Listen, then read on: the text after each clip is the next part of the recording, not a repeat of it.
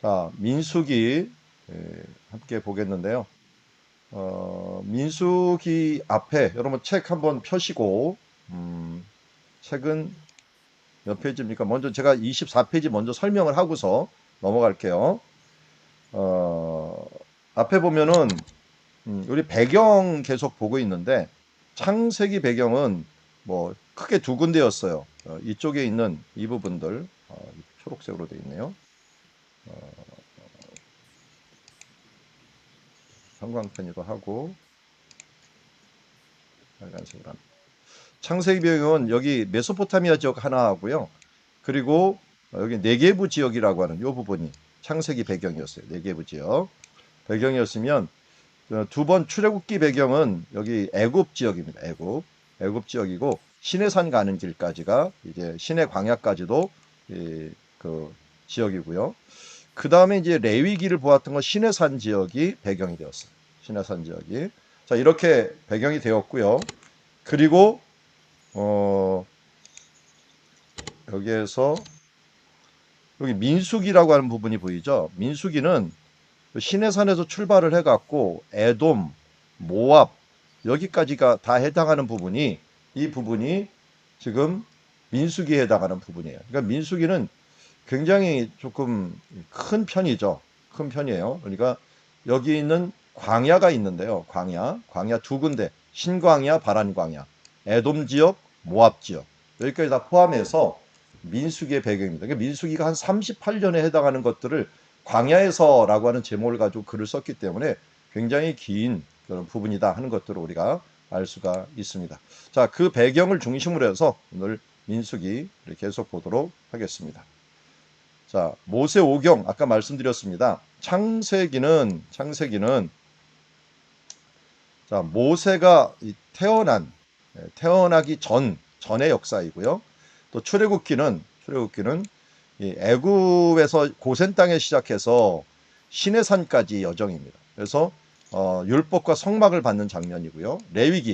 레위기는 시내산에서 받은 제사와 명령을 의미하고 있고요. 그러니까 세부적인 것을 받은 거죠. 그리고 민수기에 해당하는 부분들이 이제 관건인데 오늘 우리가 볼 민수기에 대한 부분들은 여기 있는 것처럼 민수기는 시내산을 출발을 해갖고 이 모압 평지까지 이르는 거예요. 모압 평지. 근데 이 모압 평지인데 중간에 가장 많이 머물렀던 곳이 가데스 바네아예요. 가데스 바네아도 우리가 눈여겨 보고요. 그다음에 이제 신명기는 모압 평지에서 광야 2세대에게 주신 말씀이다. 그걸 말씀을 드렸어요. 앞에 보면 그 부분들 다시 한번 설명하면 이렇습니다. 여기 그 모세 오경이 신명기까지라 그랬잖아요. 신명기까지 보면은 이 창세기는 모세가 태어나기 전부터 있고요. 출애굽기, 레위기, 민수기, 신명기 이렇게 광야가 이렇게 광야가 움직이는 그 부분들을 우리가 보면서 가고 있다 하는 것들 알아주시면 좋겠고요. 자, 잠깐요. 이게 뭐가 나왔네요. 자, 나왔어요. 됐죠? 자, 이렇게 모세오경 보고 이제는 민수기 주요 무대로 가도록 하겠습니다. 민수기 주요 무대. 제가 북치고 장구치고 하려니까 좀 바쁩니다. 들어오는 사람 받고 이렇게 늦게 들어오시면 제가 강의 중에 막 클릭을 해야 돼서 골치 아픕니다. 아,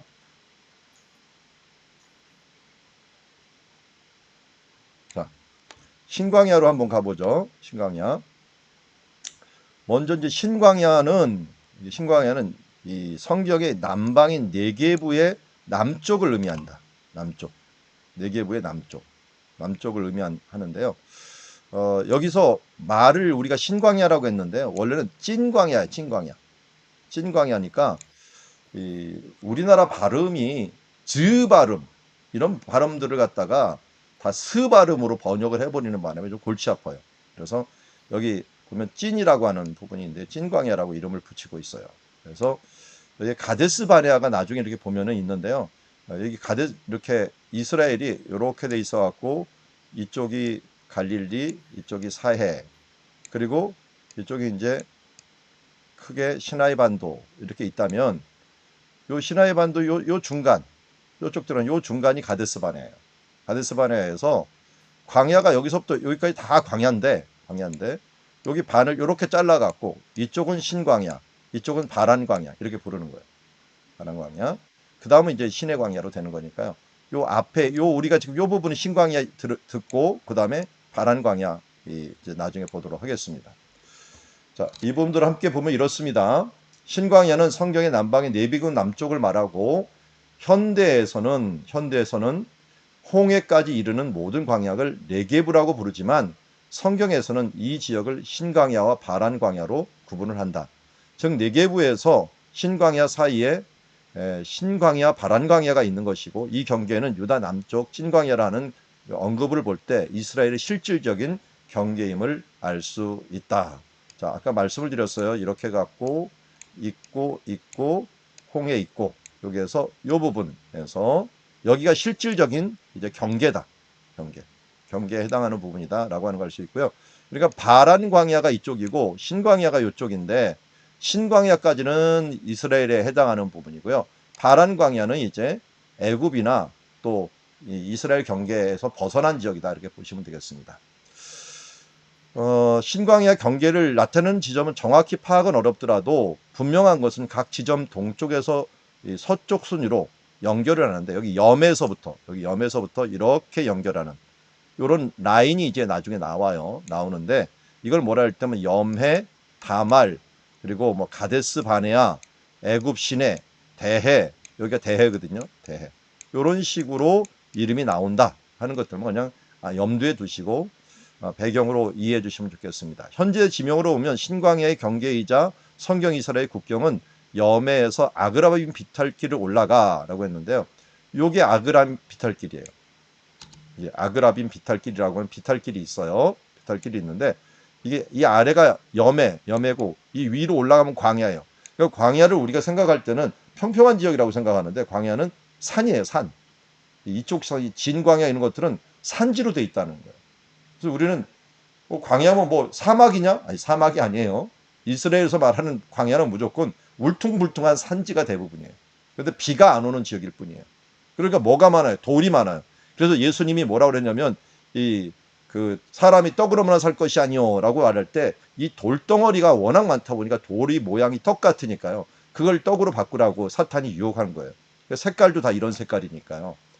자, 그리고 성경 이스라엘 국경은 염해에서 아그라빔 비탈길로 올라 밑집에 라본 서쪽을 따라서 남쪽으로 가다 현대 이스라엘 국경을 지나 서쪽으로 향한다. 그러니까 한마디로 요새 뭐 지도를 여러분들 이렇게 이스라엘 지도 이렇게 보면은 뾰족하게 이렇게 길게 돼 있어요. 그 지도가 이렇게 길게 돼 있어갖고 홍해가 여기 있고요. 이렇게 홍해가 이렇게 나 있는데 이렇게 경계가 이렇게 돼 있어요. 그러니까 이스라엘 경계가 지금요. 이스라엘 현재 경계가 옛날 이스라엘 경계하고 거의 비슷해요. 그렇기 때문에 이스라엘이 여기서 전쟁을 할 때 이집트하고는 전쟁을 별로 안 하려고 그래요. 왜냐하면 원래 성경에 말하는 경계는 가졌기 때문에 여기하고 평화협정을 다 맺었어요. 이집트하고 평화협정 맺고 이쪽에 이제 요르단이 있거든요. 요르단하고도 별로 싸울 생각 안 해요. 요르단하고도 평화협정을 다 맺어버렸어요. 이제 가장 문제가 이 북쪽이에요. 열왕기 시대 때도 이 북쪽이 항상 문제였는데 북쪽은 하나님이 경계를 너무 멀리 잡아놔 주셨어. 유브라데 강이에요. 유브라데 강. 그러면 시리아를 넘어가 버려야 돼요. 그러니까 시리아하고는 맨날 싸워요. 시리아를 지금은 시리아라 했지만 성경에는 아람이라고 불렀거든요. 아람. 그러니까 북쪽이 항상 경계가 애매했고 남쪽은 예나 지금이나 광야이기도 하고요. 거의 확정돼 있었다라고 하는 걸 우리가 알 수가 있습니다. 근데 우리는 지금 남쪽 광야 지대를 보고 있는 거예요. 근데 가면은 가데스 바네아까지인데요. 가데스 바네아 전망대까지는 이스라엘이 차지하고 있다 하는 것들을 알 수가 있습니다. 그래서 국경에서 남쪽으로 약 8km 있는 그러니까 8km 정도만 좀 땡겨 있을 뿐 대부분은 차지하고 있는 것을 보게 됩니다. 신광야에는 유명한 엔 아부닷이라고 하는 광야의 샘이 있어갖고 이게 샘이라고 하는 것이 어느 정도인가 하는 것들을 보여주는 하나의 예라고 할 수 있을 정도로 정말 아부닷 샘은 대단한 샘이에요. 대단한 샘이 조금 이따 우리가 이제 다음 주라 봐야 될 것 같거든요. 그때 가서 자세히 보겠지만 아부다시라든지 뭐 여기 시프타라든지 또 인공 저수조를 만들어 갖고 이 나바티아 사람들이 만들어 놓은 아주 특별한 광야의 정거장들이 있어요. 이 정거장들이 가보면 참 신기해요. 이 광야 한복판에 어떻게 물이 있어 갖고 사람들이 이렇게 주거지를 만들어 놨나 하는데요. 거기는 사람들이 이동을 할 때 이 그냥 거상들이 이동을 할 때 반드시 어딘가를 머물러야 되거든요. 근데 머무르는 장소로서 만들어 놓고 물을 어떻게든지 최고로 전략을 해갖고 물을 모으는 장치를 해갖고 물을 팔아서 돈을 버는 이런 일들을 했던 사람들이 예전에 나바티아 사람들이다라고 그러는데요. 이 나바티안이라고 부르는 사람들이 이제 예수님 시대 때 그 헤롯 왕의 이 엄마 또 이 그 갈릴리 헤롯의 부인 이런 사람들이 다 이 나바티아 사람이었다 하는 걸 알 수가 있습니다. 지금은 뭐 페트라라고 알려져 있는 그 중요한 장소이죠. 자, 그리고 이제 두 번째가 바란 광야라고 하는 광야예요. 아까 말씀드렸어요. 이렇게 있으면 광야가 위쪽 광야와 아래쪽 광야인데 여기에 가데스 바네아가 딱 있으면 이 위쪽은 신광야, 이쪽은 바란 광야라고 아까 말씀을 드렸어요. 더 남쪽에 있는 바란 광야에 해당합니다. 신광야 남쪽에 있으며 신명기는 이 지역을 크고 두려운 광야라고 하는 표현을 쓰게 되었고요. 아모리 족속의 산지길이라고도 이야기해 주었습니다. 자, 좀 쓰니까 이렇게 이스라엘의 바란 광야를 통해서 가데스 바네아에 이르렀을 때 이곳을 신광야 지역이라고 부르는데요. 그런 거 보면 때로는 가데스 바네아를 바란 광야라고도 부르기도 하고요. 신광야라고도 불렀다. 그러니까 경계선이다 보니까 어떨 때는 바란 광야, 어떨 때는 신광야라고 이게 왔다 갔다 하면서 부르는 지역이기도 했습니다. 그래서 여러분들이 바란 광야, 신광야 나올 때마다 이거는 가데스 바네아 경계이구나 하면서 가데스 바네아는 바란 광야와 신광야의 경계임을 알 수 있다. 저 앞에 보이는 이제 사진들 보면은 바란 광야가 어떤 지역인가 하는 걸 대충 알 수가 있죠. 앞에 제가 신광야 모습을 보였는데 이게 제가 보았던 신광야예요. 신광야나 잘 보세요. 뭐 이게 바란 광야 가는 길이나 뭐 별 차이 없죠. 별 차이 없어요. 그러니까 이게 경계만 경계지 모양은 거의 다 똑같다. 모양은 똑같고 경계로만 그냥 치고 있는 것이다. 조금 더 광야가 깊은 곳이 바란 광야라고 할 수가 있죠. 바란 광야는 신광야 남쪽 홍해에 이르는 산지 광야이며 그 남쪽 경계는 거대한 와디 엘 아리시라고 하는 애굽 시내가 이곳을 건너면서 시내 광야가 시작된다. 그러니까 바란 광야하고 신광야가 왜 갈라지느냐면 이제 어떻게 보면은 가데스 바네아에 있는 그 근처에서 큰 샘들이 나와요. 샘들이 나오면서 예전에 물이 많이 흘렀는데 이제 물이 막 줄어들었죠. 근데 많이 흘렀던 그곳이 넓은 평지를 이루어버려요. 이게 와디라고 하는 큰 평지를 이루면서 골짜기를 만들어요. 그러니까 골짜기가 어떻게 보면 경계선이 돼버린 거예요. 우리는 경계선이 주로 뭘로 합니까? 산으로 하거나 강으로 하거나 그러죠. 여기도 마찬가지예요. 광야도 경계선이 있어요. 그래서 경계선이 뭐냐면 뭐 산들도 많지만 산은 대부분 다 산이기 때문에 경계를 그래서 이제 쑥 파인 곳, 그러니까 와디라고 하는 예전에 아주 깊이 파여났던 그런 계곡들 이런 것들이 주로 경계가 많이 된다 하는 것들을 알 수가 있습니다. 그러므로 이스라엘이 정탐꾼을 보내고 40년을 채우기까지 있었던 가데스 바네아는 이스라엘이 차지할 국경이었음을 알 수가 있습니다. 바란 광야는 연 강수량이 50mm밖에 안 돼요. 여러분 그래도 농사를 조금이라도 지으려면요 연 강수량이 200mm 이상은 돼야 돼. 200mm 이상은. 그런데 50mm는 그거의 뭐 4분의 1도 안 되니까 이거는 농사 지을 수 있는 땅은 아니에요. 무조건 그런 땅은 아닙니다. 안 되지만 와디라는 건천의 넓이가 거의 1km에 해당해요. 1000m에 해당할 정도로 넓은 강 같은 것들이 하나가 있어요. 근데 이게 이 강이 어떻게 형성되었는데 물이 이렇게 빠질 때 있죠.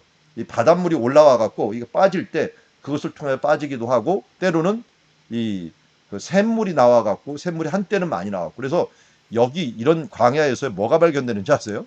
이런 데서 물소뼈가 발견돼요. 물소뼈. 물소뼈가 발견된다는 건 뭡니까? 예전에는 습지였다는 거예요. 습지할 정도로 이 땅에서 그리고 지금도 가보면요. 여기 오면 이 조개 껍질들이 많이 남아있어요. 조개 껍질들.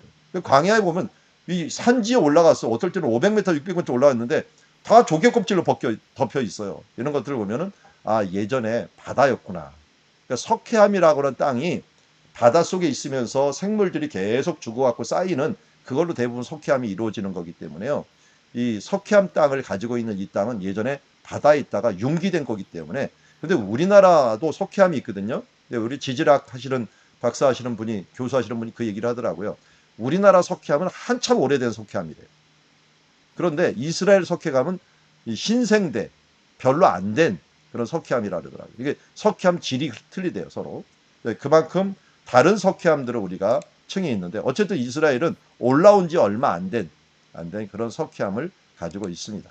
자, 그리고 여기에 보니까 밑집에 라몬이라는 곳이 있는데요. 그 큰 계곡들이 있는 반면에 큰 또 분지가 있어요. 화산 이렇게 화산 분지처럼요. 여기 보면 이 밑즈베라고 하는 밑즈베 라몬이라서 보이는 이 마크테시라고 하는 표현이 있거든요. 마크테시. 이 마크테스는 우리 성경에는 막데스라고도 표현을 해요. 막데스. 쑥 들어가 있는 걸 막데스라고 불러요. 그래서 예루살렘에도 이 우리가 예루살렘 가운데 그 중앙 골짜기가 있는데요. 그 중앙 골짜기를 이 성경에서 말할 때는 막데스 지역이라고 불러요. 막데스. 여기는 원래 이름은 마크테시. 근데 여기는 라몬이라고 하는 거는 거대한 분지라는 뜻이에요. 그래서 여기는 제가 일부러 거대한 분지로 이스라엘의 그랜드 캐년이라고 할 수가 있어요. 뭐 그랜드 캐년은 안 가봐도 사진은 많이 보셨죠? 그거하고 거의 흡사하게 생겼어요. 작은 그랜드 캐년을 보는 것과 같은 그런 지역이 만들어집니다. 왜냐면 이게 바닷물이 내려가다 보니까요. 내려가다가 이게 이 지반이 좀 약한 곳이 있어요. 이 광물질 같은 게 좀 약한 것들이 있으면 그것을 갖다가 그냥 같이 쓸어서 내려가 버린 거예요. 쓸어서 내려가다 보니까 거기만 싱크홀이 생긴 거예요. 한마디로. 싱크홀이 한 여기 나중에 보면 수십 킬로가 생겼다고 생각하면 돼요. 그런 싱크홀들이 생기곤 한다 하는 것들을 기억하시면 좋겠습니다. 자, 그 다음에 이제 바란 광야 보았고요. 바란 광야 보았고 이젠 아라바 광야 보도록 하겠습니다. 아라바 광야. 자, 아라바 광야는 제가 이렇게 설명을 해드릴게요. 자, 이스라엘 모양 이렇게 그릴게요. 자, 여기가 갈릴리고 이쪽이 여매예요. 여매. 자, 요단강 이렇게 흘러내리고 자, 요렇게 여기 홍해가 이 밑으로 이렇게 해서 홍해가 이렇게 있어요. 이렇게 돼 있고요. 요 정도가 이제 가데스 바네아라고 제가 말씀을 드렸어요. 그런데 여기 홍해라고 하는 지역, 이쪽도 홍해가 있고 이쪽도 홍해가 있는데 홍해라고 내려오는 요 지역, 우리가 이미 공부를 했지만 여기를 아라바 광야라고 부르죠. 아라바 광야. 아라바 광야라고 부릅니다. 이 아라바 광야는 특징이 뭐냐면요. 여기 이 위에 있는 신광야, 이쪽 바란 광야가 있는데 여긴 고원지대예요. 고원지대. 높은 지역이에요. 그런데 요 아래는 저지대예요. 낮은 지역. 여기가 마이너스 400m예요. 400m. 여기가 사해가. 여기는 홍해는 어떻게 써요? 해발 0이죠. 0. 바다는 무조건 해발이라는 건 0이잖아요. 여기인데. 여기보다 400m 낮은데 여기서부터 쭉 오는 이 그 땅은 한 여기 이 정도까지는 다 마이너스 대예요. 마이너스 뭐 400에서부터 시작해서 마이너스 대. 여기 와서 조금 높아지는 거예요. 높아지니까 여기 물이 이쪽으로 못 들어가는 거죠. 이쪽으로 못 들어가는 거예요. 그래서 다시 여기 이쪽 물이 이쪽으로 못 들어가다 보니까 여기 사해가 갇힌 바다가 돼 버린 거예요. 물은 계속 증발은 되는데 깊다 보니까 마르지는 않고 호수는 호수인데 이쪽 좌우 쪽에서 내려왔던 바닷물들이 이쪽에서 다 모인 다음에 소금기가 다 뭉쳐갖고 나중에는 뭉치다 못하고 산을 잃어버리죠. 소금산을.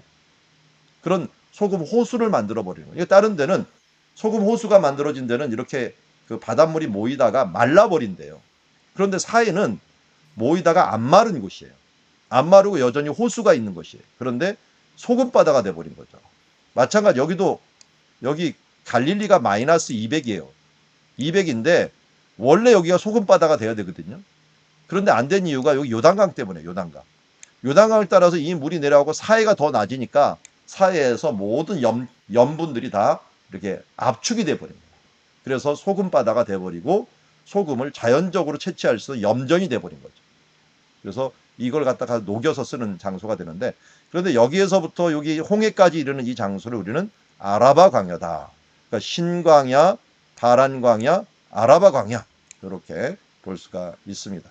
자, 그 부분들을 우리가 보고 아라바 광야로 한번 가보도록 하겠습니다.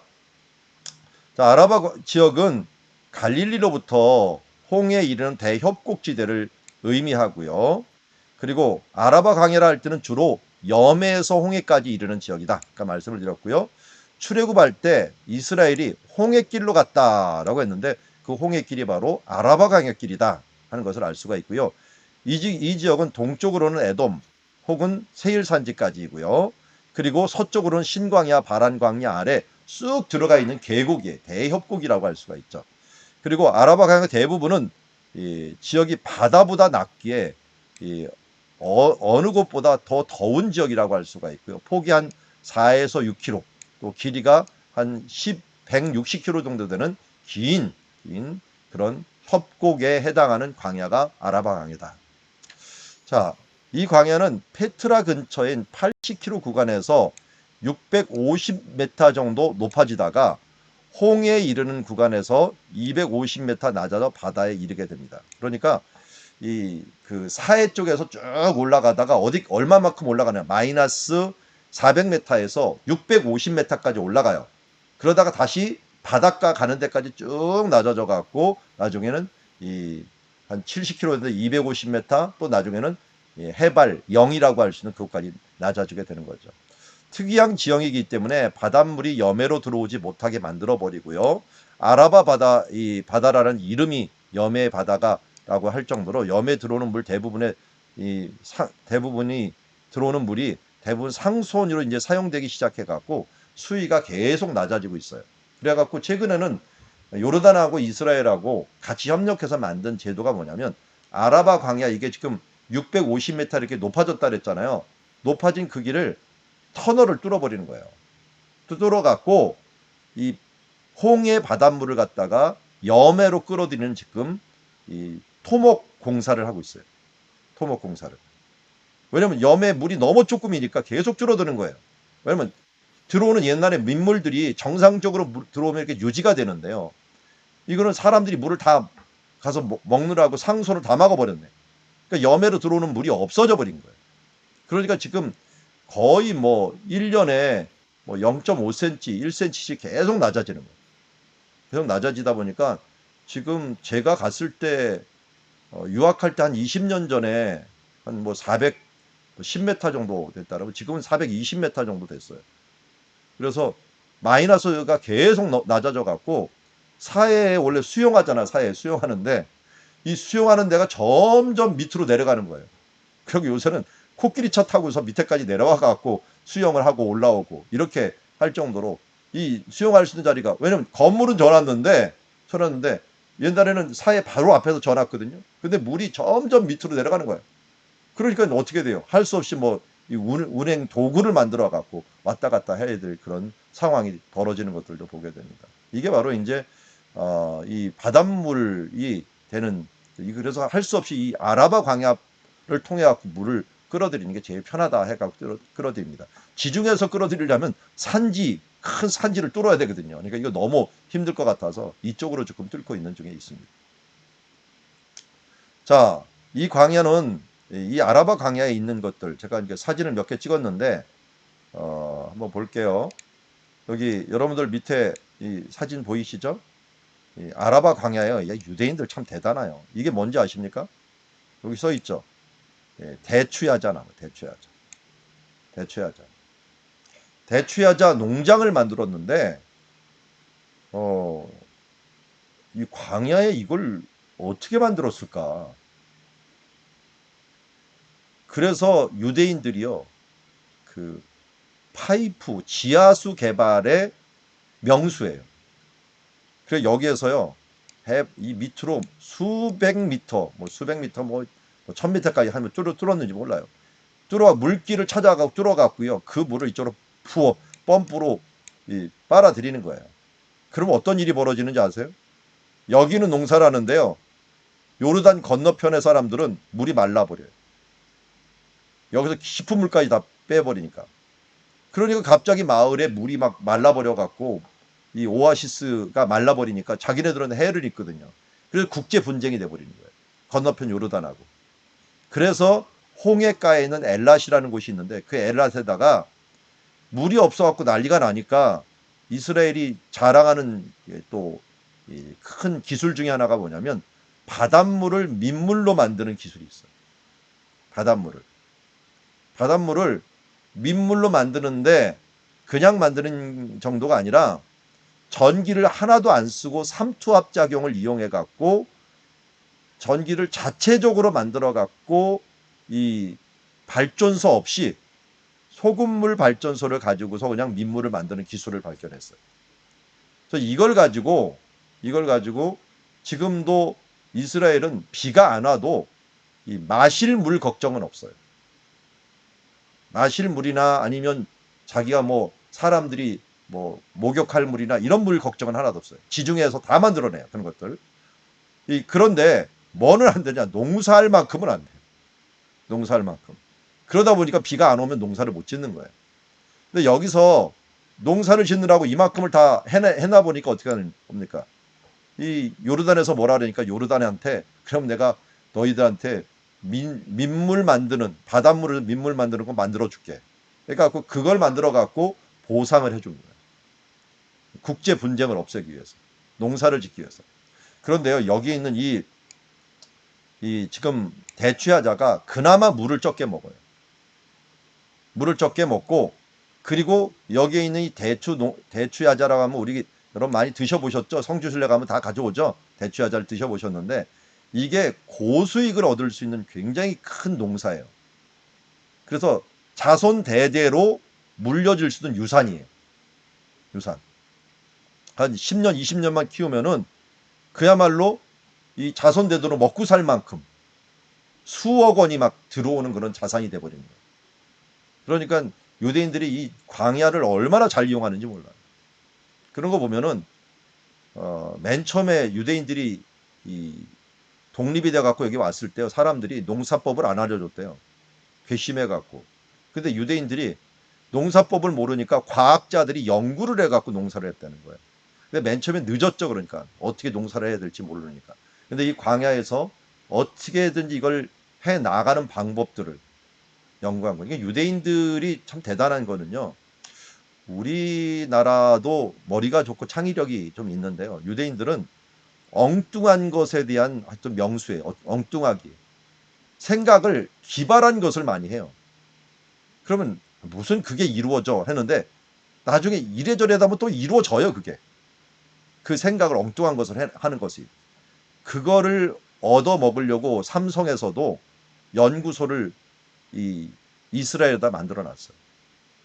그 연구소에서 이상한 생각지도 못한 우리가 머리로 생각하지 못했던 그런 것들을 생각해내 갖고 뭔가 아이디어를 제공받기 위해서 지금도 아마 수백억 원들을 이 연구원 유대인 연구원들을 이용할 정도로 그만큼 유대인들이 이런 기발한 생각들을 가지고 있어요. 그러니까 그런 부분들은 어떻게 보면 창의력이라고 할 수가 있죠. 이게 아라바강에서 이런 것들을 만들어냈고요. 자, 그리고 여기에 보면은 지금 제가 이제 광야 가다가 찍은 건데요.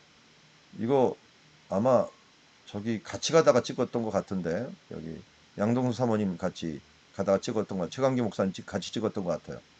이 광야를 쭉 가고 있는데요. 무지개가 떴어요. 무지개가. 제 뒤 배경 보이시죠? 이거예요. 이거. 근데 제 배경 잘 보면은 쌍무지개예요. 쌍무지개. 쌍무지개가 떴어요.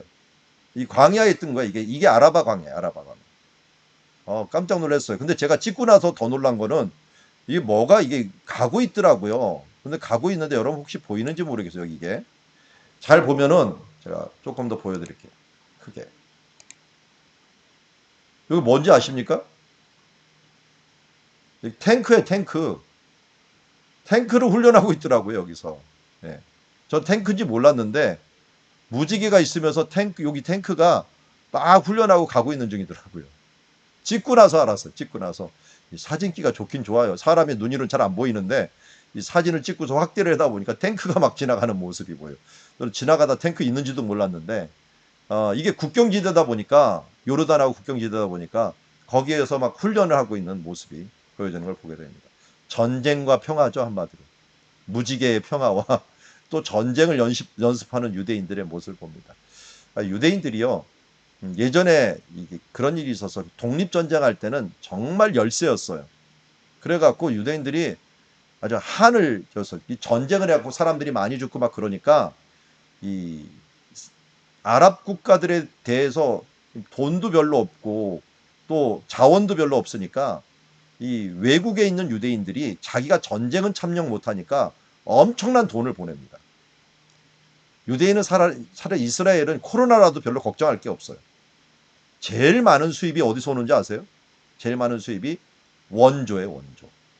사람들, 유대인들이 자기가 어렵고 힘든 땅, 유대인 땅에서 이스라엘에서 못 사는 대신요, 이 기부금을 엄청나게 보냅니다.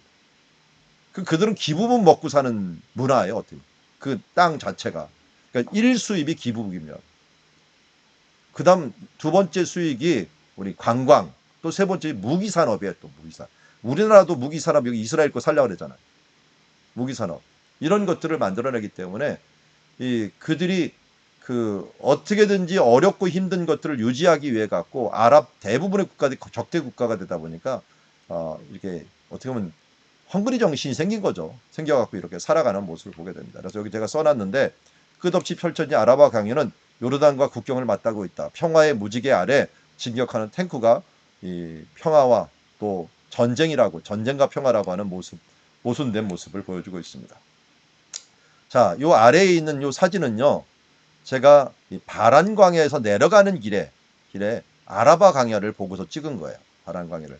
그래서 요 아래 요 모습, 요 부분이 그러니까 아라바 광야고요. 제가 여기서 찍은 이 부분이 바란 광야예요. 바란 광야. 멀리 거무죽죽한 것 있죠. 여기가 에돔 산지, 세일 산지.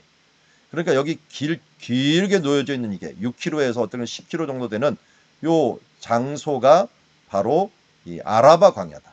아라바 광야.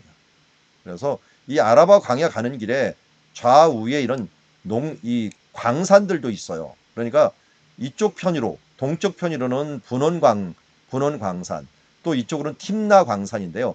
구리 광산이 지금도 남아 있습니다.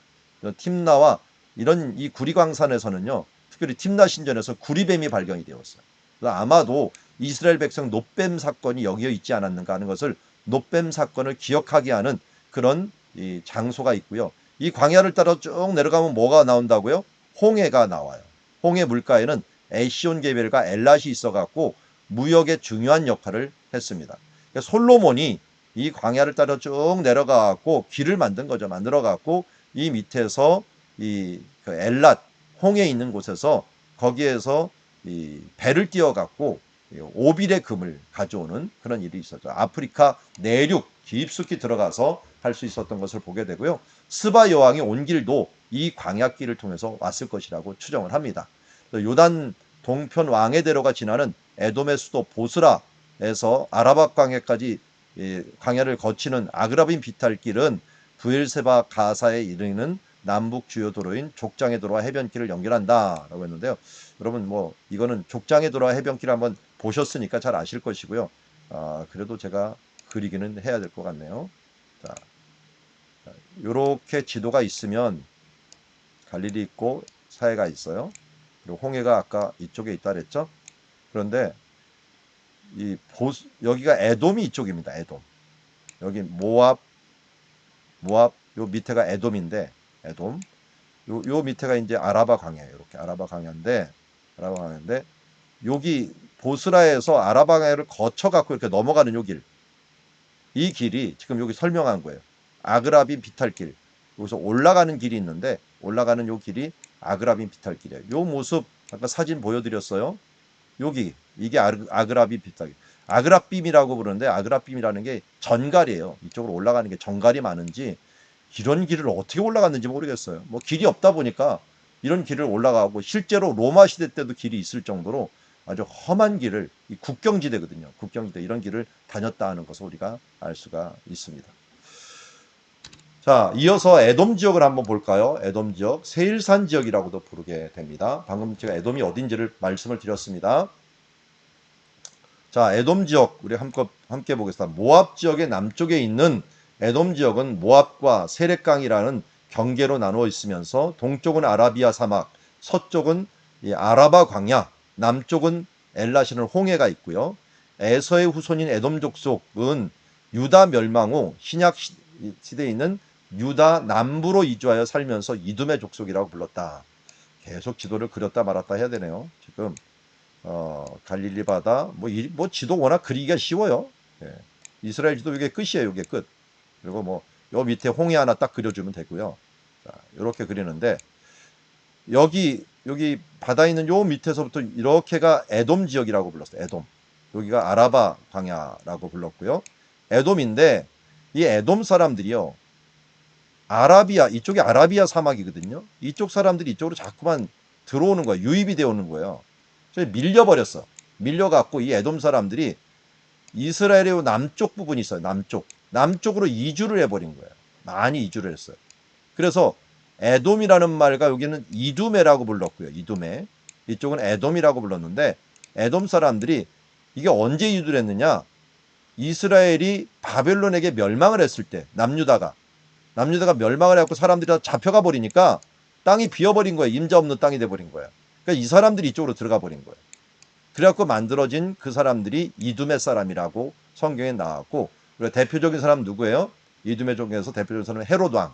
헤롯 왕이 그 대표적인 사람이다 라는 걸 알 수가 있습니다. 자,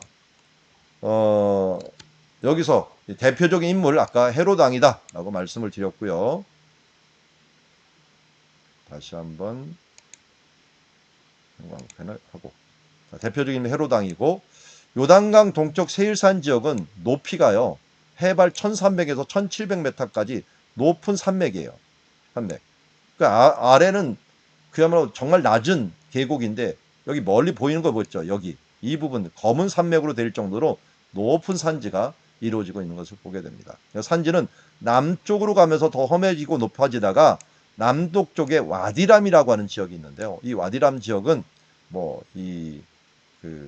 다른 데에 비해서 아주 붉은 사막으로 돼 있는 특별한 붉은 모래 사막으로 돼 있는 아주 특별한 지역이에요. 그래서 아라비아 메카 방향으로 향하는 길이기도 하고 남서쪽으로 엘라시 있는 곳에서 홍해로 만나기도 하고요. 요새가 많은 산악지대로 깊은 계곡이 있어요. 에돔 지역은 이런 요새가 많아요. 그래서 깊은 계곡들이 많고요. 계곡과 계곡 사이에 기름진 농경지도 있기 때문에 그래도 사람들이 살만해요. 그래서 남북으로 왕의 대로가 있어 해변길과 다메섹의 홍해를 이어주는 역할을 합니다. 그래서 이 위로 산지 위로 길이 쭉 나와 있는 이 길이 뭐냐면 해변길에 해당한다. 해변길이 이 산지 위로 쭉 나아가서 해변길을 만들어 줍니다. 동서도로 중 하나인 에돔 보스라에서 시작했던 도로 아까 말씀드렸죠. 이쪽을 돌아해 갖고 아그라빔 비탈길로 가게 되고요. 그리고 에돔의 궁궐이 있었던 보스라 길은 구약에서 주로 사용되었고 이 중간에 페트라가 있어요. 이 페트라는 신약의 나바티아 왕인 아레다 왕에 의해서 왕의 대로와 해변길을 이어주는 이면 사용된 길. 이 중간에서 해변길이 이렇게 흐르거든요. 해변길과 이어주는 그런 역할을 해줬다라고 알 수 있고요. 토양은 석회암이라든지 누비안 사암층이고요. 일부는 화산암으로 되어 있고요. 이 보스라와 페트라 사이에는 에돔 산지 기술은 분온이라고 하는 구리광산도 있었다라는 것을 알 수 있고, 이걸 보면서요. 에돔 사람들은요. 구리광산 일을 주관했다라는 걸 알 수가 있어요. 그래서 솔로몬 시대 때 구리를 얻는 것이라든지 아니면 출애굽 시대 때 이 근처에 살았던 사람들은 에돔 사람이 왜 이곳에 살았나 보면은 광산 때문에도 많이 살았다 하는 것을 우리가 알 수가 있습니다. 청동기 시대가 지나고 철기 시대가 되면서 이 광산이 좀 쇠하기는 했지만 청동기 시대 때는 굉장히 중요한 역할을 했던 지역인 것을 보게 됩니다. 자, 이제는 모압 지역까지 보겠습니다. 모압 지역까지. 자, 이것도 그려야겠죠. 자, 그릴 때 이렇게 그리겠습니다. 요렇게 갈릴리 사해 요단강. 그러면 이 에돔이 이쪽에 있었다면요. 여기 모압은 이쪽에 있어요. 모압. 중간에 모압이 있고 암몬이 이쪽에 있어요. 암몬. 그러니까 모압과 암몬은 형제지간이에요. 그리고 이쪽부터 여기서부터 이렇게까지가 길르앗이에요. 길르앗. 그러니까 우리가 지금 초점 맞추는 게 모압 지역이에요. 모압 지역. 왜 모압 지역이냐? 지금 민수기에서 이 모압 지역을 거쳐서 갔기 때문에 모압 지역에 한번 초점을 맞춰 보도록 하겠습니다. 자, 모압 보면 모압은 아브라함의 조카 롯의 장자 모압 후손이 세운 나라입니다. 지역 경계는 서쪽은 여메로부터 동쪽은 사막, 남쪽은 세렛강, 북쪽은 아르논강으로 지경이 56km에서 40km 정도 되는 때이고요. 아방 이후에는 모압왕 메사가 길르앗의 느보산까지 지경을 일으키는 지역이 됩니다. 그러니까 어떻게 보면 나중에 부흥운동을 일으켰던 사람이 누구냐 이게 모압왕 메사예요. 메사라는 사람이 이 부분들을 일으켰다라는 걸 알 수가 있고요. 그리고 우리가 혼동하지 말 것은 모압 평지라고 하는 게 나와요. 모압 평지라고 부르는 지역인데요. 이건 모압 땅이 아니에요. 원래는 나중에는 모압 땅이 돼버립니다. 정복을 하면서 느보산 사이를 정복하면서 느보산 아래에 있는 지역이 이 모압 평지라는데 모압으로 가는 평지라는 쪽으로 우리가 이해하는 것이 더 좋을 것 같습니다. 자, 그리고 지형은 한 900m 이상 되는 고원지대를 이루고 있고요. 그리고 염의 깊이 밑에 이 모압에서 밑에 바로 보이는 게 염해거든요. 염해에서 올라오면요 한 1300m를 올라와야 되는 거예요. 굉장히 높게 보이겠죠. 다른 데보다도 지형은 900m지만. 그리고 겨울에는 주변보다 좀 높아갔고요. 비가 많이 부딪혀요. 그래서 풍부한 수자원으로 좋은 목초지와 포도원을 이루고 또 룻기를 보면 알아요. 룻기에 보면은 룻이 있었던 것이 모압 지도였는데 나오미 가족이 모압으로 왔잖아요. 그 오게 된 이유도 뭐냐면 이 유다 산지 쪽에서는 그게 구름이 그냥 지나가 버리는데 이게 모압 산지 쪽으로는 부딪히다 보니까 비가 내리는 거예요. 그러니까 여기로 보자면 여기 이제 에돔 산지긴 한데요.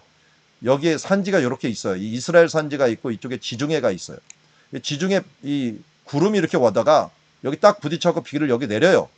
내리면 그냥 여기 있는데 문제는 높은 구름이 가버려요. 높은 구름이 가면 여기만 부딪혀 버리는 거예요. 이쪽에만. 여기는 안 부딪히는 거예요.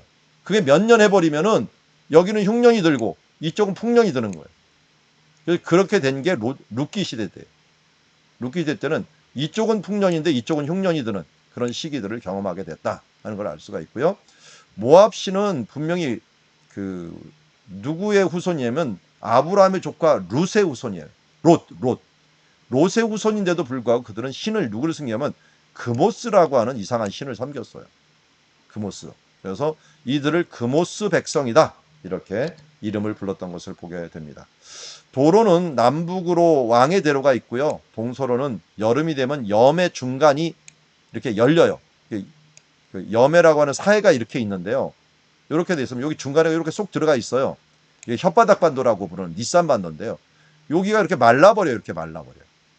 그러니까 모압의 수도가 한 길하레셋에 있는데 여기서 이렇게 내려가면 요 길 통해 가고 이스라엘 딱 가버리는 거예요. 그러니까 요 올라가면 또 여기 올라가면 베들레헴이 있어요.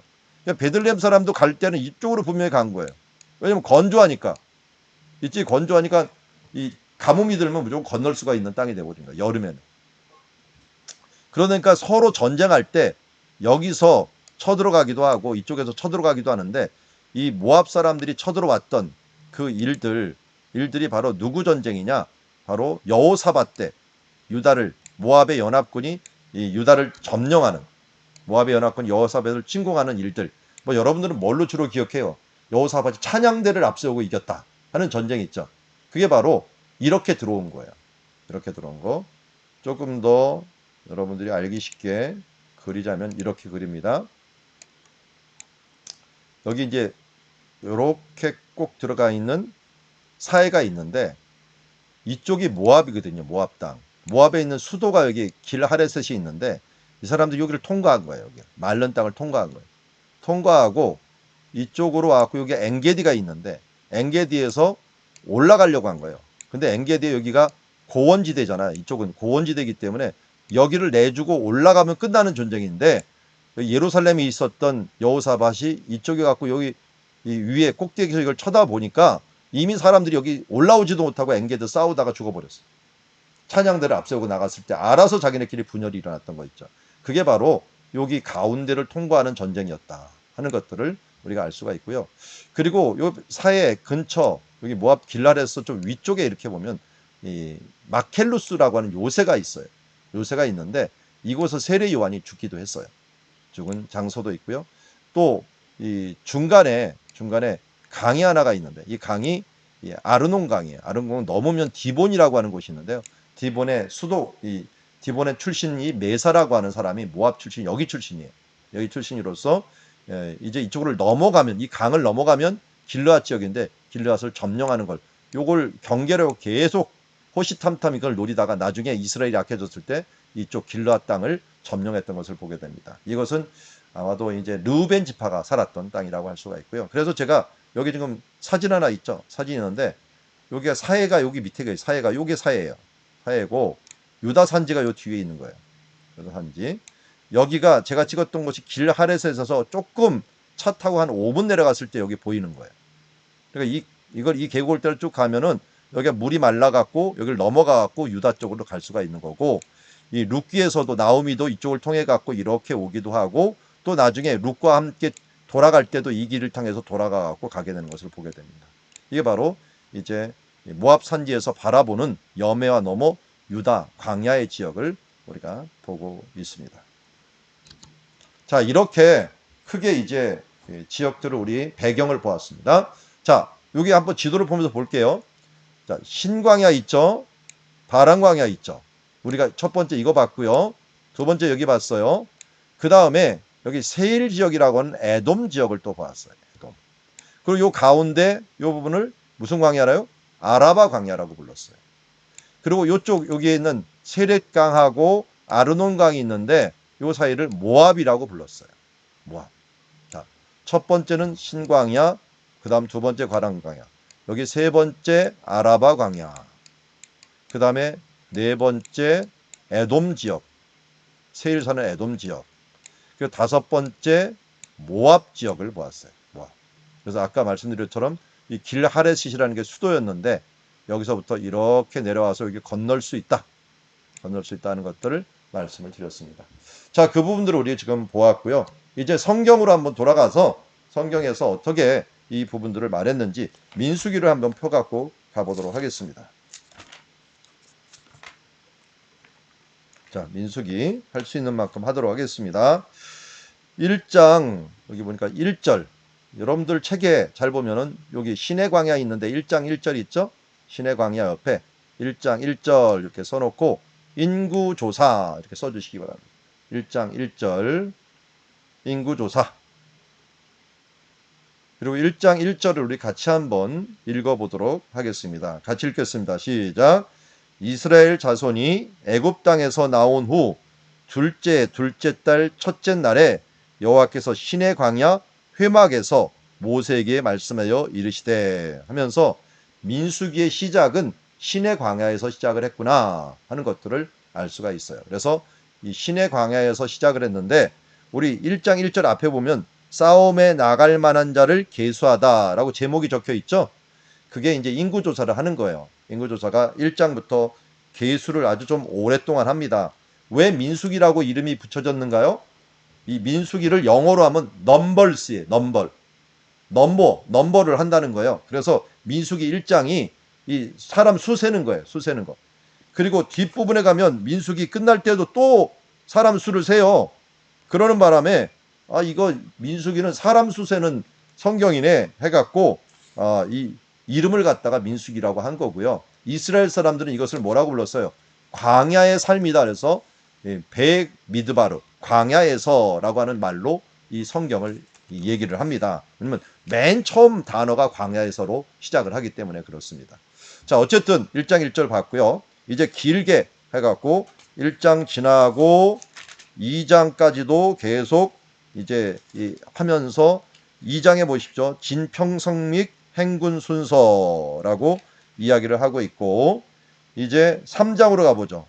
3장 1절 여호와께서 시내산에서 모세와 말씀하실 때 아론과 모세가 낳은 자는 이러하니라 하면서 이 아론의 아들들이라고 제목을 적혀 있죠. 그리고 5절에 보니까 제목에 제사장을 돕는 레위 사람들 하면서 이 제사장과 레위인들의 숫자를 세고 있어요. 그래서 3장 1절 해놓고서 제사장이라고 얘기하고, 혹은 레위인이 될 수 있죠. 제사장과 레위인의 숫자를 지금 여기서 따로 언급을 하고 있는 것을 보게 됩니다. 자, 그래서 40절에도 레위 사람의 맏아들을 구실을, 레위 사람이 맏아들 구실을 하다. 그러니까 이스라엘이 12지파인데 총 나중에는 13지파가 돼버려요. 왜냐하면 야곱이 죽으면서 두 아들을 한 지파씩 인정을 해 주었어요. 그러니까 요셉의 아들이 에브라임과 므낫세인데 이 사람들 너는 내 아들이다 라고 얘기를 해주는 바람에 두 지파가 돼버린 거예요. 그러니까 13지파가 됐는데 대신에 레위 지파는 계수하는 사람이 아니라 한마디로 맏아들 역할을 했다라는데, 이게 뭐냐면 11조 역할을 한 거예요. 11조 역할. 그러니까 이 사람들의 숫자만큼 이 레위인들을 계수해 갖고 이 계수한 사람들이 바로 맏아들의 역할을 하기도 하고 11조를 가지고 살아가는 공무원 역할도 하는 사람이 돼버린 것이 바로 레위인입니다. 그래서 레위인들은 숫자가 굉장히 적어요. 요새 우리 정권이 바뀌면서 또 복지가 많아지면서 이 공무원들이 많이 늘어나잖아요. 늘어나는데 성경에서는 공무원이 12분의 1로 한정을 합니다. 인구의 12분의 1. 그러니까 작년의 12분의 1이 되는 거죠. 12분의 1 정도가 바로 이 공무원 역할을 하는 레위인이다라는 것을 알 수가 있습니다. 이게요, 이 성경이 제정하는 이런 부분들이 정말 이 정치라든지 경제라든지 적용을 하면은 정의로운 것으로 많이 적용이 돼요.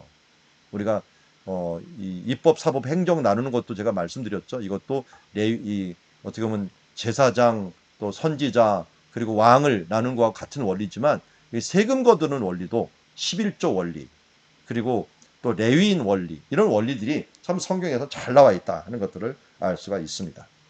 자, 이어서 이제 뭐 조사가 워낙 많기 때문에요. 다 좀 생략을 하도록 하겠습니다. 4장에면은 고라 자손의 임무, 그래서 레위인들에게 주어진 임무들을 쭉 얘기하고 있고요. 그 다음에 4장 21절에 보면 게르손 자손의 임무, 그리고 29절에 보면 무라리 자손의 임무, 그리고 34절에 보면 레위 사람들의 인구조사 하면서 또 계속하고 5장에서도 부장한 사람들을 어떻게 처리할 것이냐, 같이 움직이는데 어떻게 처리할 것이냐. 5장 5절에는 죄에 대한 값을 치르는 것들, 그리고 11절에는 아내의 간통을 밝히는 절차, 변로무 절차도 다 있죠. 조사를 못하니까 심리전을 해요. 심리전을 통해 이렇게 밝히는 조사도 하고요.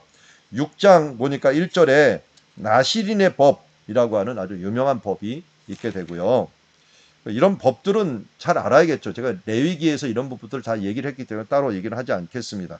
그리고 우리가 유명한 또 말씀이 있죠. 22절 제사장의 축복. 우리 교회에서도 맨날 하는 건데요. 이 제사장의 축복 어디 있습니까? 24절 여호와는 내게 복을 주시고 너를 지키시기를 원하며 여호와는 그의 얼굴을 내게 비추사 은혜 베푸시를 원하며 여호와는 그의 얼굴을 내게로 향하여 드사 평강 주시기를 원하노라. 사도 바울이 편지를 쓸 때마다 너희에게 은혜와 평강이 있을지어다 라는 표현을 쓰죠. 그게 어디서 온 건지 아세요? 여기가 바로 25절 26절에서 온 거예요. 먼저 얼굴을 내게 은혜 베푸시기를 원하며, 또 26절에 보면 평강 주시기를 원하노라 라고 했죠.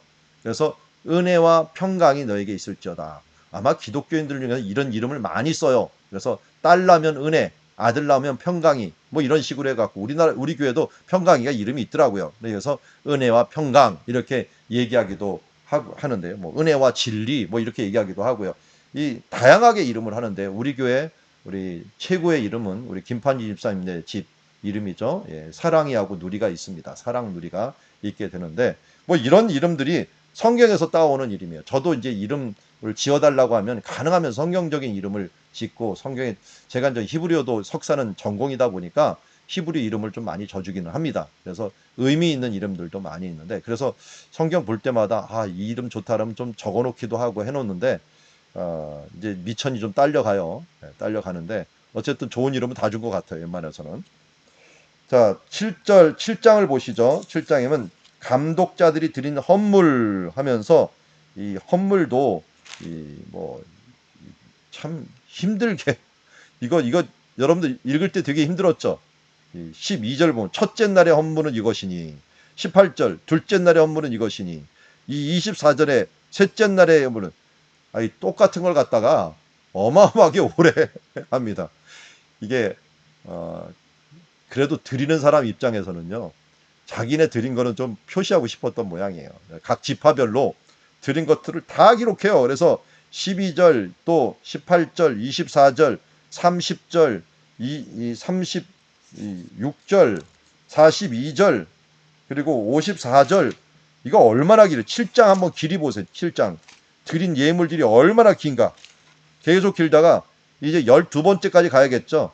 이 78절에 가갖고 12째 날에는 납달리 자손이라고 이야기를 하는 것을 봅니다. 이렇게 드림으로 다 드렸고, 그 외에도 또 제단을 기름을 받으러 날에 이스라엘 지휘관들이 또 드린 일들이라든지 이런 것들을 하나님께 무엇을 드렸냐 하는 것들을 다 얘기하고 있고요. 8장으로 가서는 이제 등잔을 차려놓는 방식들을 또 한번 얘기를 해요. 레위기에서 주로 얘기했던 방식인데 또 한번 강조를 하기도 하고요. 그리고 5절에 보니까 레위인들이 요제로 여호와께 드리다라고 했는데, 여러분 요제라는 말, 거제라는 말 어디서 좀 들어보기는 했는데 잘 모르시죠? 저는 이제 유대인들이 초막절 지키는 걸 보면서 이 요제가 이런 거구나 하는 걸 알았어요. 이렇게 흔들어요. 이렇게 흔들어. 하나님께 예물을 이렇게, 거제는 뭐냐면요, 하나님께 이렇게 한번 들었다 놨다, 들었다 놨다, 들었다 놨다, 이게 한 게 거제예요. 들었다 놨다. 요제는 이걸 앞으로 했다가 뒤로 했다가 옆으로 했다가 오른쪽으로 했다가 이걸 계속 동서남북으로 이렇게 흔드는 거, 이게 바로 요제. 그래서 하나님께 드리는 예물이거든요. 그러니까 여기서 우리는 예물 드릴 때 다 드린다고 생각을 예전에 했는데, 성경 보시면 어때요? 콩팥과, 그리고 또 때로는 또 기름, 그리고 이 피만 드리잖아요. 이 세 가지만 대부분 드려요. 번제 외에는. 근데 그것 드리고 나서 그럼 제물을 어떻게 하느냐? 이 제물은 또 그냥 들었다 놨다 하는 것만으로 드리는 예물이 있는 거예요. 그러니까 이게 하나님 앞에 예배가 다양하다. 방법도 다양하고 제목도 다양해요. 우리가 예수님, 그리고 그래서 감사하게도 그냥 요약을 해버렸어요. 사랑이라고 하는 것, 영과 진리로 예배드리라는 것, 이걸로 했지만 다양한 모습으로 예배드리는 거야. 이 교회는 왜 이렇게 예배를 드려? 이렇게 예배, 이거 우리가 따지면 안 돼요. 다양한 모습으로 우리가 예배를 드릴 수가 있습니다. 그래서 성경에서도 방법도 다르고 제목도 달랐어요. 그래서 뭐 감사제도 있고 자원제도 있고 서원제도 있고 이런 제사들이 상당하게 다양하게 있었다 하는 부분들을 우리가 알 수가 있습니다.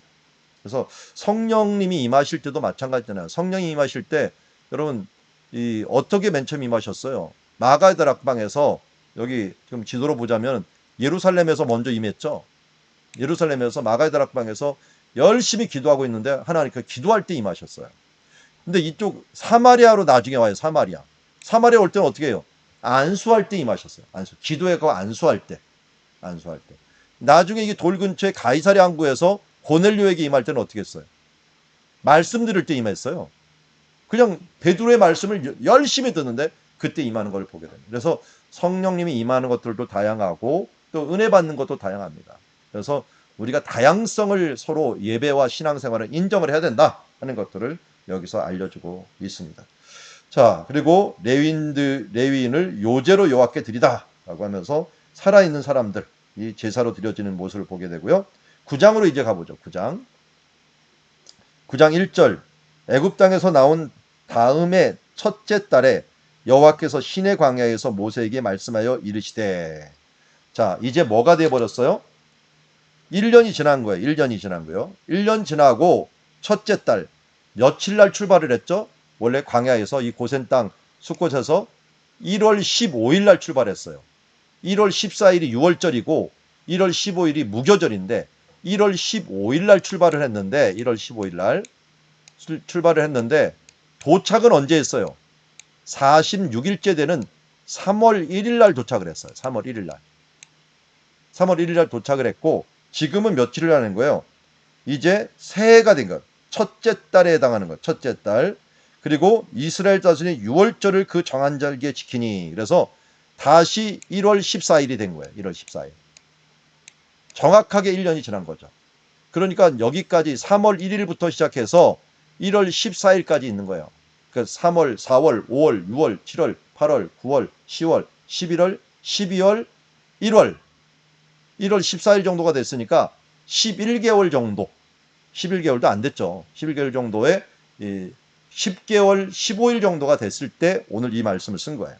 그래서 9장 1절에 두 번째 유월절이라고 써주시면 되겠습니다. 9장 1절 두 번째 유월절. 그래서 이스라엘 자손에게 유월절을 정한 길에 지키라 라고 했고요. 이 14째 날 해질 때 너희는 그것을 지키되 모든 율례와 모든 규례를 지킬지어다 하면서 그 율례를 지키게 됩니다.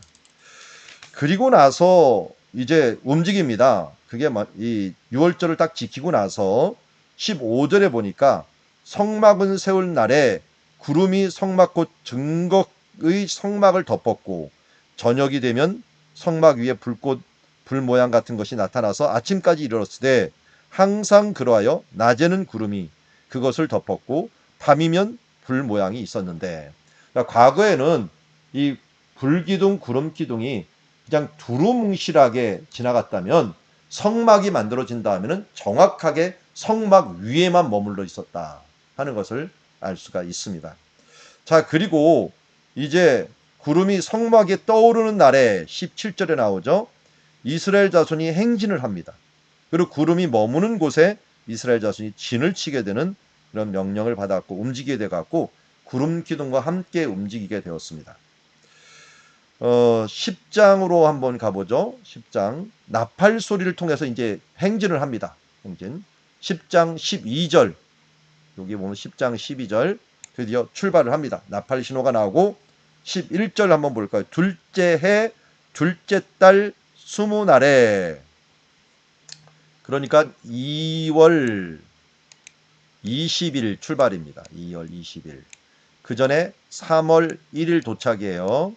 3월 1일 도착이고 이제 2월 20일 날 출발하니까 꼭 그냥 1년 지났다라고 생각합니다. 1년 만에 여기 시내산이 있었던 기간이 뭐라는 거예요? 1년을 있었다라는 거예요. 1년. 그리고 여기서 출발한 것까지 치면은 한 여기 뭐 1년하고서 46일을 더하면 되는 거죠. 1년하고 46일 정도가 지난 뒤에 이제 출발을 합니다. 이스라엘 자손이 시내 광야에서 출발하여서 그 길을 가더니 바란 광야에 구름이 머무니라 라고 했어요. 자, 우리 시내 광야에서 가는데 이 바란 광야가 여기 있다 그랬죠. 바란 광야. 이쪽으로 이제 움직여 가는 거예요. 움직여 갖고 위로 올라간 거죠. 그래서 여기까지가 이렇게 갖고 이 정도가 바란 광야라고 할 수가 있는데요. 이 바란 광야에 이제 머물러 갖고 들어가게 된 것을 보게 됩니다. 자, 들어가는 과정들을 우리가 함께 볼까요? 이제 가는 중에 이 바란 광야로 가는 중에 일어난 일들이 드디어 이제 성경에 나타납니다. 11장으로 넘어가겠습니다. 11장 3절인데요. 그곳 이름을 다베라라 불렀으니 이는 여호와의 불이 그들 중에 붙은 까닭이더라 라고 하면서 11장 3절 여호와의 불 이렇게 쓰시면 됩니다. 대체 무슨 일이 일어났어요? 11장 1절 보세요. 여호와께서 들으시기에 백성이 악한 말로 뭐랬어요? 원망하며 여호와께서 들으시고 진노하사 여호와의 불을 그들 중에서 붙여서 진영 끝을 사르게 하심에 백성이 모세에게 부르짖음으로 모세가 여호와께 기도하니 불이 꺼졌더라. 한마디로 여기서 원망을 한 거예요. 원망. 그런데요.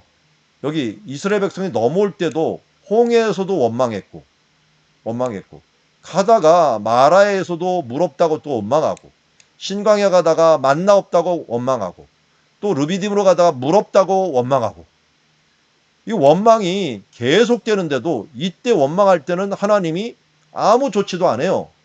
그런데 여기서 시내산에서 떠나자마자 원망을 하니까 바로 불을 내려갖고 그들 태워버려요. 이게 왜 그러냐? 제가 많이 말씀드렸죠. 이게 뭐냐면 계도 기간이 끝났다. 훈련 기간이 끝났다. 그럼 훈련병이 사고를 치면 영창이 안 갑니다. 군대에서도. 훈련병은 훈련 중이기 때문에 그래요. 훈련병은 인정을 해줘. 훈련 중이니까. 그런데 훈련이 끝나고서 부대 배치를 받아갖고 사고를 쳤다면 영창을 가요. 너는 훈련 끝난 사람인데. 마찬가지 우리 뭐 오래됐지만 안전띠 계도 기간이 있었죠. 몇 개월 동안은 안전띠 하는 것들 안 잡았어요. 근데 어느 순간에 계도 기간 끝났습니다. 그러면 어떻게 돼요? 그 다음부터 벌금이 막 날라와요. 이거 안 하면. 그런 기간과 같다는 거. 이 시내산에서는 율법을 주었거든요. 하나님께 율법을 주고, 그리고 여기서 어떻게 살라고 하는 하나님의 백성을, 그것도 이 10개월, 1년 가까이를 계속 훈련을 시킨 거예요. 1년 훈련이 된 거예요. 그러면 이제 갈 때는 하나님의 명령대로 살아야 되는데, 옛날 습관이 또 나오는 거예요. 원망하는 습관이. 똑같이 나오니까 이때부터는 하나님께서 징계를 해버립니다. 징계를 합니다. 우리 신앙생활도 똑같아요. 하나님께서 이상하게 새신자 때는 하나님이 웬만큼 잘못해도 가만히 있어요. 그런데 신앙을 좀 알만하고 이거 성경도 배우고 제자훈련도 했고, 그런데 옛날하고 똑같이 원망하는 사람들이 하나님의 징계를 팍 내려버려요. 죄를 지었는데도 안 내리면 그것도 이상한 사람이라고 할 수가 있는데요. 하여튼 내리는 게 정상이다 하는 것들만 생각을 하고 계십시오. 그리고 우리가 이게 또 하나님의 복이죠. 우리가 하나님의 이제 성장했구나. 어떤 사람은 그래요. 아유, 하나님 앞에 벌 안 받으려면 아예 훈련도 안 받아야겠구나. 모르면 되겠구나. 모르면 더 맞아요. 아니, 알 나이가 됐는데 모르면 어떻게 돼 있어요. 그 바보지, 그 바보 취급을 받는 거예요. 그러니까 우리가 알 건 알고 그 때에 맞는 실천을 해야 되죠. 실천을 해야 되는 것을 보게 됩니다. 11장에서 3절에 다베라라고 하는 사건이 있었고요. 이제 그 다음 올라가면은 4절 보면은 모세가 장로 70인을 뽑게 되죠. 70인. 이때 누가 도와줬어요? 잘 보니까 그 4절 한번 보세요. 섞여 사는 사람들 중에 탐욕을 품었어요. 다른 인종들이 탐욕을 품음에 이스라엘 자손도 다시 울며 이르되 우리가 여기서 고기를 주어 먹게 하라 하면서 갑자기 고기를 더 달라고 하는 거예요. 자, 여기 보죠. 그러면 여기 여러분 지도에 보면은 기브롯 핫다와 있죠. 기브롯 핫다와 11장 34절 나중에 나오는데요. 11장 34절에 탐욕의 무덤이라고 써주십니다. 탐욕의 무덤. 확대를 할게요, 좀. 자, 이렇게 확대를 했습니다. 탐욕의 무덤이라고 써주시기 바랍니다. 기브롯 핫다와. 근데 일이 어떻게 일어났느냐 봤더니 4절부터 일어나는 거예요. 여기서 여러분 잊지 말할 것은요. 누가 탐욕을 품었냐면 다른 인종이 탐욕을 품었어요. 뭐에 대한 탐욕이에요? 고기에 대한 탐욕. 이거 참 광야에서 고기 먹겠다고 투정을 벌이니 이런 사람 어떻게 해야 될까요? 광야에서 고기 먹겠다고. 그런데요, 사실은 이스라엘 백성이 나갈 때 이 수많은 소, 양, 염소 가지고 나갔어요. 다 어디 있죠, 이거? 지금 한 1년 지나니까 다 잡아먹었나요? 네. 저는 있었다고 봐요. 여전히. 그런데 못 먹게 했어요. 아마 절기라든지 이런 데 먹지 왜 못 먹게 했느냐? 이거 여호와께 제사 드리는 용도로 써도 지금 광야에서는 쩔쩔매는데 이걸 잡아먹으면은 이게 하나님께 예배 드릴 게 없는 거예요. 그러니까 어떻게 보면은 그거 못 먹게 하니까 사람들이 불평한 거예요. 제사용을 못 먹게 하고 왜 우리가 고기 안 주냐라고 얘기하다 보니까 그전에도 만나의 메추라기를 한번 몇 번 준 적이 있죠. 그렇지만 그거로 만족을 안 하는 거예요. 아마 메추라기는요, 광야에 좀 있기 때문에 어느 정도는 있었을 거예요. 그런데 풍족하지는 않았던 거예요. 거기다가 뭐 소고기라든지 이런 양고기라든지 먹었던 그 기억이 있다 보니까 이 고기 맛을 아는 사람들이 지금 불평을 하기 시작한 거예요. 그러니까 하나님이 또 자비로우셔갖고 이번에는 메추라기를 옛날에 조금씩 주다가 그럼 내가 왕창 줄게 해갖고 어떻게 했어요? 얼마나 날라왔는지 이제 하나님 앞에 이것을 요구하다 보니까 어떻게 됩니까? 날라온 게 보니까 31절 바람이 와서 여호와께서 나와 바다에서부터 메추라기를 몰아 진영 곁 아주 이쪽 저쪽 진영 바깥으로. 이 바다라고 하는 것은 서쪽이에요. 서쪽 대해 지중해를 얘기합니다. 이쪽부터 바람이 불어와 갖고 여기에서 메추라기를 몰아준 거예요. 이쪽 저쪽 진영 사방으로 했는데 하루길 되는 지면, 하루길이라고 하면 20km 정도가 되는. 20km가 뭐가 쌓여야 되냐? 2규빗 되리는 이 메추라기가 쌓인 거예요. 자, 두 규빗은 어느 정도인지 알죠? 요렇게 요게 한 규빗이에요. 한 규빗. 50cm라고 생각하면 돼요. 1m 되는 두께의 메추라기가 꽉 채워진 거예요. 그것도 얼마 하루길에 한 20kg가량이 이게 꽉 차버린 거예요. 아마도 이 메추라기는 애굽에서 이 가나안을 거쳐 갖고 저쪽 그 이동하는 철새 종류였을 거라고 봐요. 철새. 그러니까 해안을 따라서 철새가 이동을 하려고 하는데 하나님이 서풍 대에서 지금 바람이 확 불어버리니까 어떻게 된 거예요? 이 바람 때문에 기브로 핫다와 쪽으로 메추라기들이 이 철새들이 막 몰려가고 거기서 뚝 떨어져 버린 거예요. 기압을 떨어뜨려 버린 기압을. 이 고도에 막 날랐던 그걸 뚝 떨어지니까 어마어마한 이 철새들이 남아 있게 되는데요. 실제로 여러분들 이 가나안 땅 자체가요. 가나안 땅 자체가 여기 가나안이잖아요. 이 땅이요. 철새가 지나가는 통로예요. 여기가 아프리카잖아요. 아프리카고 이 위쪽이 뭐예요? 아시아 대륙이잖아요. 메소포타미아 있는 쪽. 그래서 이쪽을 이렇게 통과하는데 그래서 여기는 갈릴리 호수요. 호수. 그리고 여기 훌라 분지. 이런 데 보면은 철새들이 어마어마하게 앉아 있어요. 몇십만, 몇백만 마리가 이쪽을 이동을 합니다. 저하고 성지순례 가셨던 분들도 이거 철새 이동하는 거 많이 보셨을 거예요. 막 져갖고 이걸 이동하는 참 대단해요. 이게 계속적으로 이동하는 재. 근데 그런 철새가 바람이 하나님 이쪽에서 확 불어버리는 거예요. 불어버리니까 이게 막 일로 가갖고 여기 이 기브로 핫다에서 다 떨어져 버린 거예요. 그래서 하나님이 이것을 이 입에 고기가 그냥 이 진절머리 날 정도로 이게 먹어버리게 만드는 거 보는 겁니다. 그래서 백성이 일어나 그날 종일 종야 32절 이튿날 종일토록 메추라기를 모으니 적게 모으는 자도 10호멜이여 이 자기를 위하여 진영 사면에 퍼두었더라 라고 이야기했습니다. 1호멜은 220리터라고 그래요. 220리터. 여러분 220kg라고 생각하면 돼요. 220kg가 지금 한 사람당 15멜이면 2.2톤을 지금 모은 겁니다. 2톤을 모아갖고 지금 집으로 가져와갖고 먹는 거예요. 이거 먹으려면 여러분 2톤 고기 먹어본 적 있어요? 이걸 실컷 먹으라는 거예요. 그래서 자기를 위하여 진영의 사면에 펴두었더라. 고기가 아직 이 사이에 있어 씹히기도 전에 여호와께서 백성에게 대하여 진노하사 심히 큰 재앙으로 치셨으므로 그곳 이름을 기브롯 핫다바라고 하는 이 뜻이 뭐냐면 욕심이라는 뜻이야. 욕심. 실컷 욕심내어 먹다가 어떻게 된 거예요? 기브롯이 무덤이에요. 묻혔다. 먹다가 죽은 그래도 시체는 좀 난가요? 실컷 먹고 죽어버리는 이 모습들을 보게 됩니다. 참 민망하죠. 민망합니다. 하나님 앞에 원망을 해도 고기 없다고 민망하는 사람들.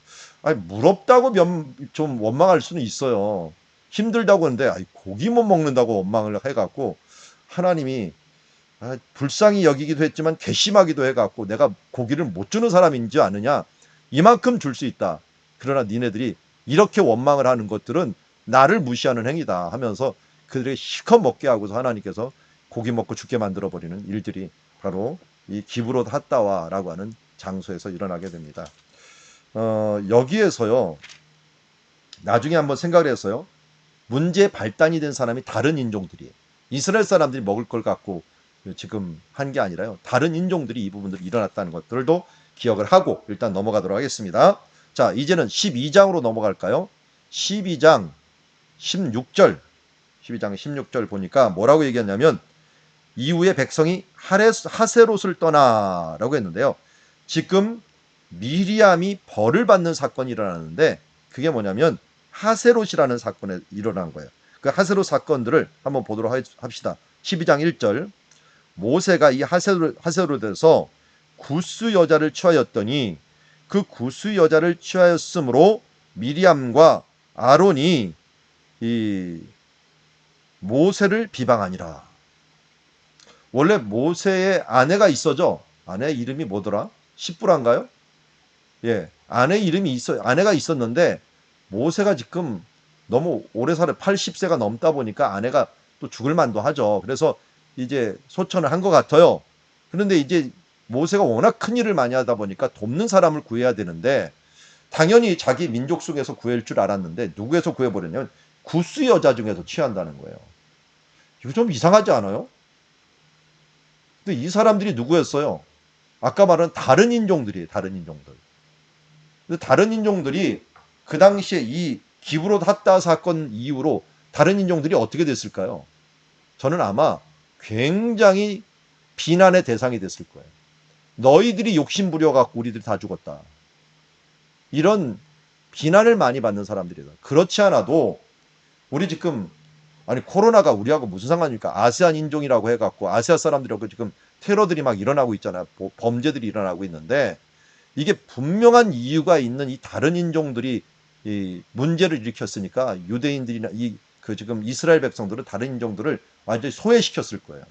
너희들 괜히 우리 따라 나와갖고 우리를 괴롭히느냐 하고 소외를 시키고 있는데 그런 문화가 계속되면 어떻게 해요? 사회가 어지러워져요. 서로 보복을 하게 되고 또 서로 악감을 가지게 되다 보니까 어떻게 됩니까? 여기 12장에 모세가 앞장선 거예요. 아내가 먼저 죽었는데 아내를 택할 때 그래도 품는 정책을 하기 위해 제일 좋은 게 뭐냐면 이 아내를 구스 여인을 딱 취하면서 모세가 품어버린 거예요. 품어버리니까 어떻게 돼요? 사람들이 다른 인종을 막 알아였는데 모세가 다른 인종하고 결혼을 해? 지도자가 결혼을 딱 해버리니까 이 문제가 일단락이 돼버리는 거예요. 일단 다른 인종에 있었던 사람들이 이거 계속 어떻게 보면 부딪히기 시작하면은 폭동을 일으키거나 문제가 될 수 있었을 거예요. 그런데 모세가 딱 품어버리니까 이들의 문제가 잠잠해져 버린 거예요. 아, 모세의 생각은 절대로 이런 생각은 없구나 하는 부분들을 깨달으면서 사람들이 잠잠해질 수 있는 좋은 기계가 된 거예요. 그런데 이 뜻을 그야말로 미리암하고 아론이 알 리가 없었죠. 그래서 하나님은 미리암하고 아론이 이걸 막 비난을 해보니까 여호와께서 이렇게 얘기합니다. 2절에 보면은 여호와께서 모세와만 말씀하였느냐 우리와도 말씀하지 않으셨느냐 하며 여호와께서 이 말을 들으셨더라. 이 사람 모세는 3절 말씀 아주 특이해요. 이 사람 모세는 온유함이 지면의 모든 사람보다 더하더라. 이걸 통해서 모세가 어떤 일을 했는지를 알 수가 있어요. 사람을 품고 하나가 되려고 했던 것. 우리는 온유함이라고 하면은 뭔가 부드러운 것만 얘기를 하는데요. 이 온유함이라는 건 하나님 앞에서 온유한 거예요. 사람 앞에서 온유한 게 아니고 하나님 앞에서 하나님 한없이 부드럽고 하나님의 나라를 이루기 위해 갖고 자기의 특권 같은 것들을 모두 내려놓는 그 모습을 보면서 하나님은 모세가 모든 사람보다 정말 온유하게 행동했구나 하면서 그를 칭찬해 준 것을 보게 됩니다. 그래서 4절에 보니까 여호와께서 갑자기 모세와 아론과 미리암에게 이르시되 너희 세 사람을 회막으로 나오라 하고 여호와의 구름 기둥 가운데 강림하여가 그들에게 얘기합니다. 아론과 미리암을 부르신지라 그 두 사람에게 나아가매 이르되 내 말을 들으라. 너희 중에 선지자가 있었으면 나 여호와가 환상으로나 나를 그들에게 알리기도 하고 꿈으로 그에게 말하기도 하였거니와 내 종 모세하고는 그렇지 아니하니 그는 내 온 집에 충성함이라. 그와는 내가 대면하여 명백히 말하고 은밀한 말로 하지 아니하였으며 그는 또 여호와의 형상을 보았거늘 너희가 어찌하여 내 종 모세를 비방하기를 두려워하지 않았느냐 하면서 하나님이 진노하다 보니까 어떻게 버렸어요? 10절에 보니까 미리암은 나병에 걸려 눈같이 되어버렸고 아론이 미디엄을 본즉 나병이 걸린지라 아론이 모세에게 이르되 슬프도다 내 주여 하면서 갑자기 이 형님이 동생을 보고 내 주님이라고 얘기를 합니다. 한마디로 공과 사를 구분하지 못한 행동이었어요. 모세는 동생이기도 했지만 어떻게 보면 미리암이 모세를 살려줄 때 아주 귀한 역할을 했죠. 따라가갖고 이 유모를 구해주고 하는 일도 귀한 역할을 하긴 했어도 하나님이 세워놓은 일꾼이었어요. 이 하나님이 세워놓은 이 일꾼에 대해서 권위를 도전하는 일들은 뭐를 도전하는 것과 마찬가지냐면은 하나님을 도전하는 행위나 마찬가지였어요. 그러다 보니까 친척도 인정을 할 수가 없었어요. 친척도 너희가 하나님의 일꾼에 대해서 이것을 비방을 해버리면 이게 왜 그러냐면요. 모세가 비방을 받고 모세가 무너지면 무슨 일이 발생을 하게 되냐면 성경의 기록이 권위가 없어져 버리는 거예요. 창세기 출애굽기 레위기를 모세가 기록했는데 가족 적들의 비방이 있으면 이 권위가 무너져 버리는. 그러니까 하나님의 말씀의 권위, 하나님의 사역의 권위를 위해서라도 하나님의 사역자에 대해서 존중함이 필요했던 거예요. 그래서 여기에 미리암이 나병이 걸려갖고 2회 동안 밖에 있으면서 어떻게 보면 여기 보니까 2회 동안 부끄러워하지 않겠냐, 그런즉 그를 진영 밖에 2회 동안 가두고, 표현이 참 이상해요. 여러분, 진영 밖에 가둔다는 말이 어떻습니까? 아니, 감옥 안에 가둔다 해야지 진영 밖으로 내쫓아놓고서 가둔다라고 하는 표현을 써요. 이게요, 그러니까 거룩한 공동체를 벗어나는 게 감옥에 가는 거라는 뜻을 갖고 있어요. 그래서 쿰난 공동체도 그랬어요. 잘못하면은 그 공동체 밖에 지내게 만들었어요. 이게 가두는 거예요. 가두는 거예요. 우리는 우리가 이 왕따라고 했죠. 이 왕따라는 말이 대부분 따돌림을 한다라고 얘기를 하는데, 거룩한 사람들이 따돌림을 당하는 게 아니에요. 이 하나님의 거룩한 공동체에 속하는 거기 때문에 따돌림을 당하는 게 아니라 왕따를 시킨 사람이 따돌림을 당하는 그런 케이스가 되는 것들이 바로 이런 것을 통하여 볼 수가 있습니다. 어쨌든 이 일이 하세로스에서 일어났다는 걸 16절에 이야기하고 있고요. 그리고 이제 13장에 가나안 정탐을 시작하게 됩니다. 자, 여기까지만 제가 오늘 보겠는데 13장 2절 보시죠. 2절. 사람을 보내어 내가 이스라엘 자손에게 주는 가나안 땅을 정탐하게 하되 하면서 가나안 땅을 정탐하는 일들이 시작이 됩니다. 이 장소가 우리가 잘 알듯이 이제 가데스 바네아에서 이 가나안 땅을 정탐하는 일들, 가나안 땅 정탐을 이루게 되는 것을 보게 되고요. 여기서 이제 나중에 이제 돌아오는 지역들 보면 가나안인데요. 여기서 하나를 제가 말씀드리려고 해요. 지금 올라가는데 이 지파 대표를 봐요. 대표. 지파 대표. 여기서 대표를 보면은 한 사람만 보죠. 6절. 유다 지파 대표는 누구냐면 여분네의 아들 갈렙이요라고 했죠. 여분네의 아들 갈렙이다 라고 했는데요. 이 갈렙이 나중에 보면은 누구라고 하냐면 그나스 족속이라고 불러요. 그나스 족속. 이거 잘 아시죠? 그나스 족속. 그나스 족속이 어디 사람이냐면 여기 에돔 사람이었어요. 에돔. 에돔의 장남이 엘리바스고요. 엘리바스의 아들 중에 하나가 그나스였어요. 그나스 여기 있는 사람인데 어떻게 13장에 이 가데스 바네에서 정탐꾼을 갈 때 여기 유다 지파 대표가 여기 출신이 오냔 말이에요. 이거는 분명히 우리가 알 때 애굽에서 나올 때 허다한 잡족들이 나왔다 그랬잖아요. 여기 있는 이 사람들 중에 애굽에 가갖고 노예로 끌려간 사람들이 있었을 거예요. 그들 중에 나온 사람 중에 그나스 족속이 분명히 있었던 것 같아요. 근데 이 그나스 족속 중에 갈렙 같은 사람들은 그전에는 뭐라고 불렀느냐? 잡족이라고 불렀고, 또 다른 말로는 뭐라 하냐면 다른 인종이라고 불렀던 거예요. 만약 모세가 이 다른 인종을 품지 않았다면 유다 족속에서 갈렙도 수장이 절대로 될 수가 없었어요. 다른 족속을 밀어내는 그런 상황이었으니까요. 그런데 갈렙이 워낙 뛰어나거나 특별히 이 남쪽 지형은 에돔 족속들이 잘 알고 있었거든요. 여기가. 그러니까 이쪽 정탐할 때는 그래도 이 지형을 잘 아는 우리 유다 족속의 갈렙, 똑똑하니까 그 사람을 보내자 해갖고 그를 보냈는데, 이게 누구 덕이냐? 결국은 모세 덕이었다. 모세가 사람을 품음으로 말미암아 그 효과가 나중까지 나타났다 하는 것을 우리가 알 수가 있습니다. 이런 걸 보면은 한 사람의 이 온유함이, 한 사람의 판단이 얼마나 많은 부분들에게 영향을 미치는가. 그것도 지도자의 판단 하나가 이 다른 인종과의 이 분쟁을 갖다가 하나로 묶어주고 하나로 만들어가는가 하는 것들을 우리가 잘 보여주는 한 예라고 할 수가 있을 것입니다. 자, 우리 오늘은 여기까지 함께 보도록 하겠습니다.